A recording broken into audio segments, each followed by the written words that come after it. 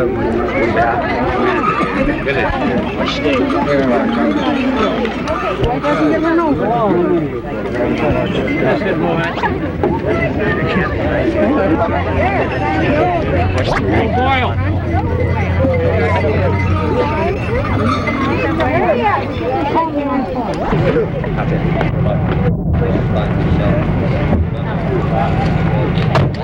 is one of the great leaders in all of our history, and you're the descendant of him and of all of the other Indian leaders and the tribe, for what your Sioux tribe has stood for such a long period of time.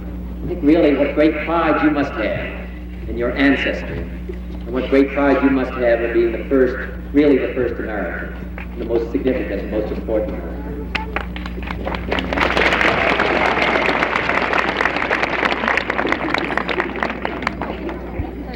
Crazy horse, and all that he contributed, and the dedication that he had, the dedication that he had to his people, the effort that he made for his people, the effort that he made for all of you, the effort that he made for the Sioux.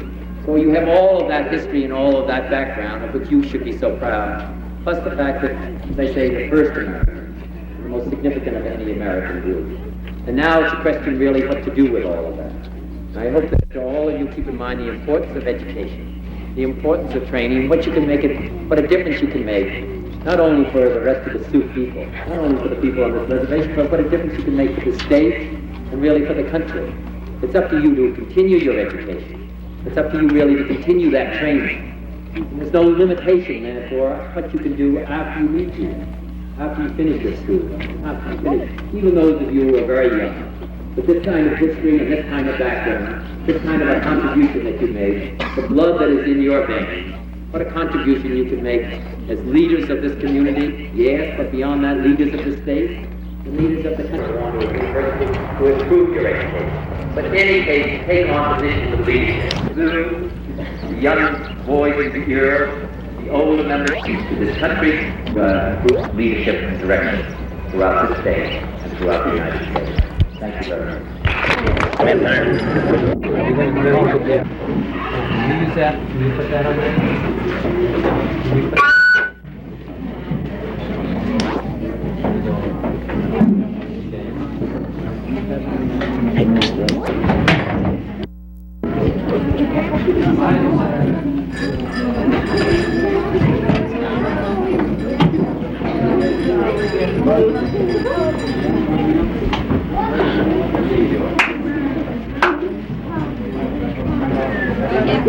Watch what that shot does.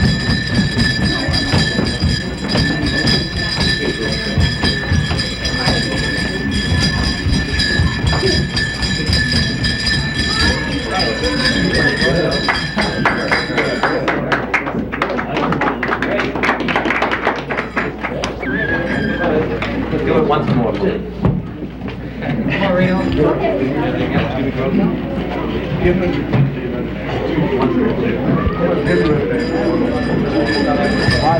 Father.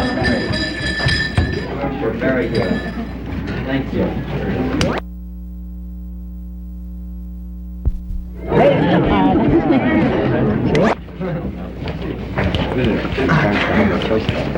Why not? Because they said they were going to give them schools, and they don't have schools to send them to, so they send them to boarding. So they had to establish these boarding schools all across the United States. The most barbaric way of dealing with restrooms. What would you do? Would you build schools? Yeah, or school centers. I see. I mean, you can establish school centers close to where the children live. That's what we should be obligated to do. And in the long run, it wouldn't be that much more expensive anyway. No, that's wrong. They're waiting over here. Well, I was As you were growing up, think about what you contributed. Think about the importance and place that you have in our society as the first Americans. Really, therefore, as the most important Americans.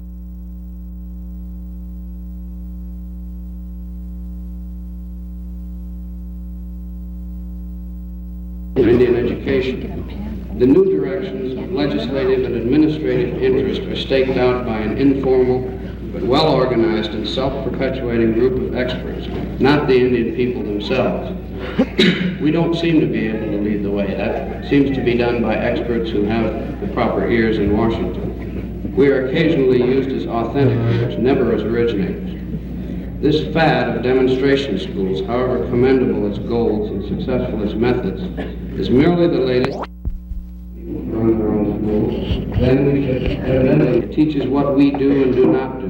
It teaches. Over the period of time, has put the control in the hands of the white man to decide the white man's culture, the white man's history, the white man's outlook on life is the best.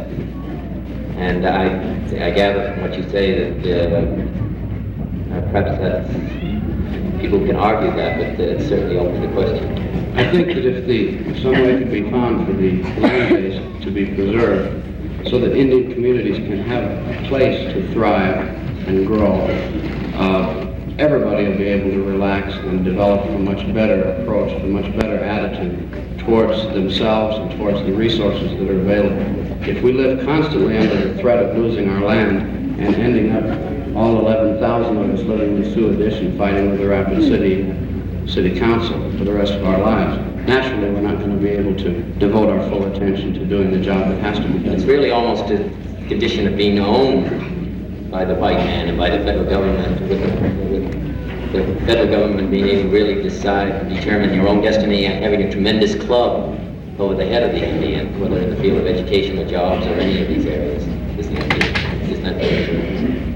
Thank you very much. Your testimony is very eloquent, very frank, and very candid. The government said really might have something to ask of you, but it seems to me very eloquent. Would you just stay seated? He suddenly did that's what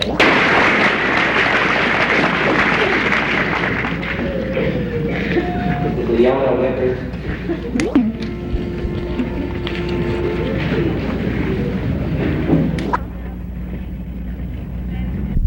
Senator Kennedy spent this day here at the Pine Ridge Indian Reservation in South Dakota, and it was a day of observing poverty at its worst. As the senator himself has frequently pointed out in his speeches, the Indian people are ill-housed and ill-educated, and here he came to see for himself. In that building, he conducted a hearing of his Indian Affairs Subcommittee.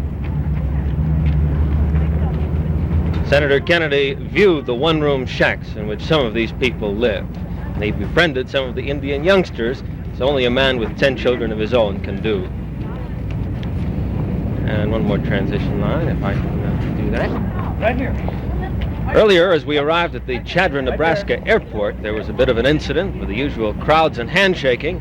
Some of the youngsters at the fence were so exuberant they kicked the fence down and nearly knocked Senator Kennedy over. He recovered and continued his handshaking. Try the open again.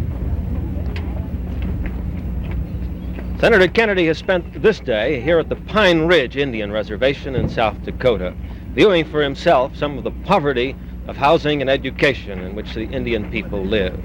And in this hall, he conducted a hearing of his Indian Affairs Subcommittee. Do that one more time, shall we? Do that one more. Lead in. Senator Kennedy spent this day here at the Pine Ridge Indian Reservation in South Dakota, seeing for himself some of the poverty which he himself has often described in his speech again.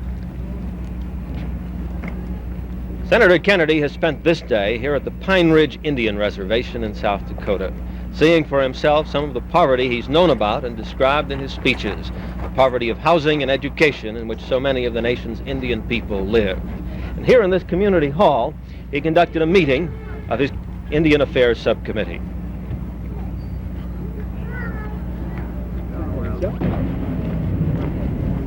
Senator Kennedy has spent this day here at the Pine Ridge Indian Reservation in South Dakota, seeing for himself the poverty of housing and education in which so many of the Indian people live. And at the end of the day, he conducted a hearing in this room of the Indian Affairs Subcommittee, which he heads.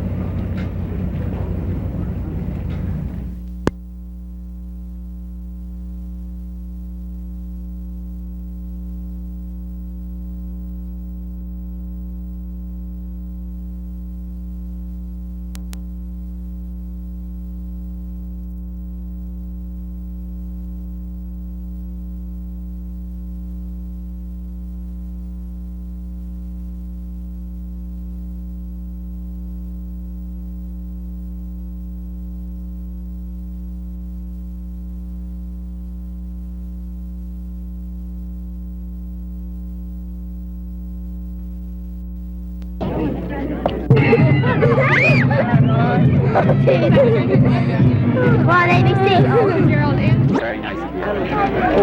Democrat of Virginia. Thank you. So nice. He touched us. How'd you feel about that? I'm never gonna wash my face again. What was that? I'm never gonna wash my face again. Me either. What's your name? Who'll wash your face? Yolanda. And your last name? And your name? Big cousin. Well, thank you.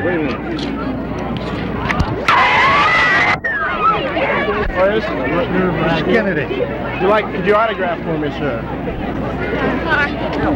Two of them. I want half. One on both sides. Get the hell out of it. It's my honey.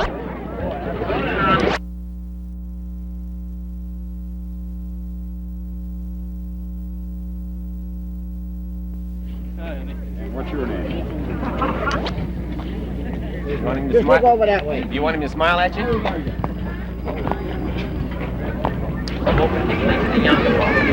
Other farmers started their farm, they renovate their farm or get new efforts. So the farm, that homes will be fixed, continue to exist. We have such high interest rates. I think the teaching we done about all the farmers, and I'm going to get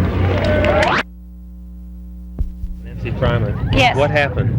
Well, the fence just broke because everybody was pushing against it so much because he was coming and the fence just fell over. Were you hurt? No, my knee. Somebody lost a set of My keys knees just kind of with a gave out. polished stone key ring on it. We have here the rescue unit. Pardon me? Set of keys with a polished... Well, that was. I'm sorry. Go ahead again. Were you hurt? No, I wasn't. Just my knees were bruised up real bad. So. Was it worth it? Yeah, I even ripped my coat. I can save my coat now and say that I ripped it seeing Kennedy. Because, see, I get to vote in November, and I hope I'm voting for Bobby. Well, good. Such devotion. Thank you. Good deal. Okay.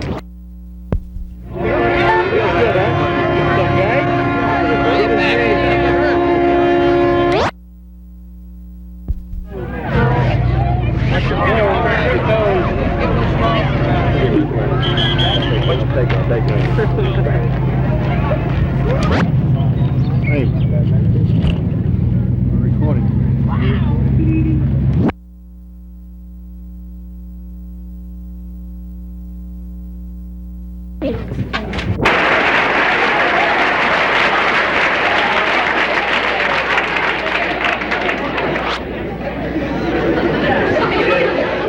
Interest in Indian education. He serves as the chairman. And so I'm very proud to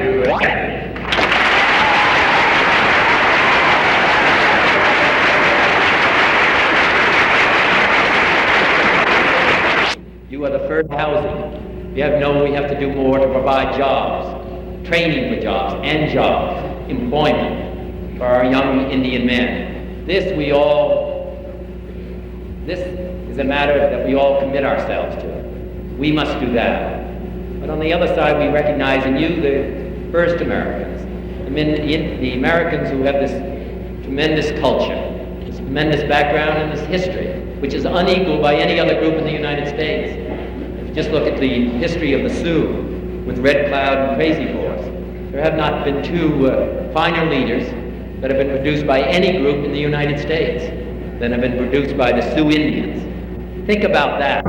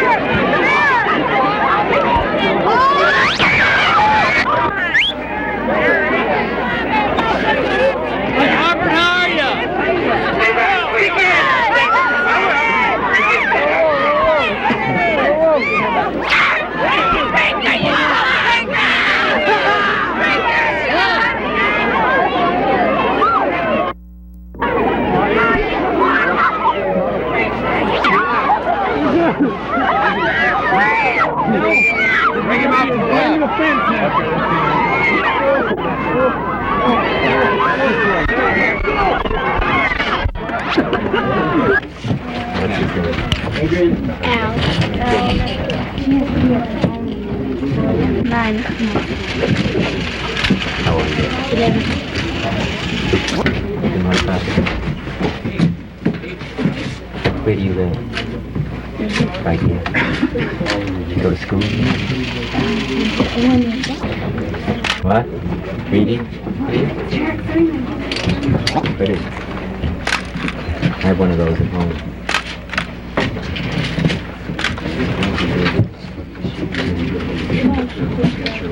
Yeah.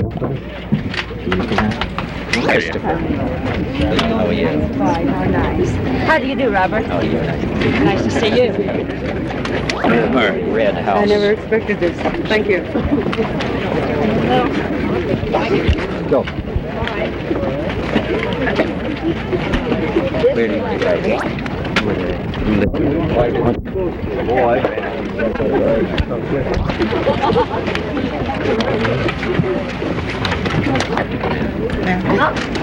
Small in there, so. That's all right. You just walking?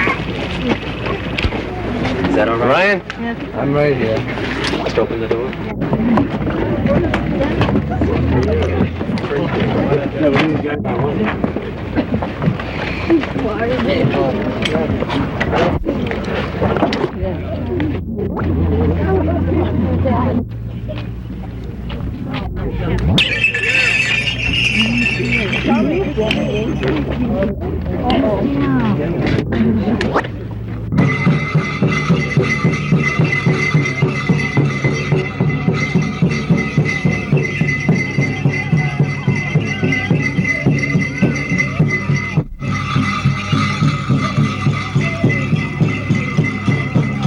Like applicants just exist as rights with respect in a community. Who we are and where we come from, possible purpose which society We have done.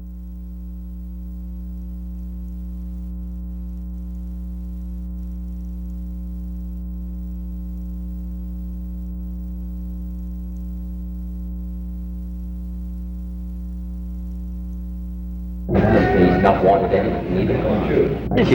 Good luck to you, and I'm going to work for you. Thank you very much. Good, you know.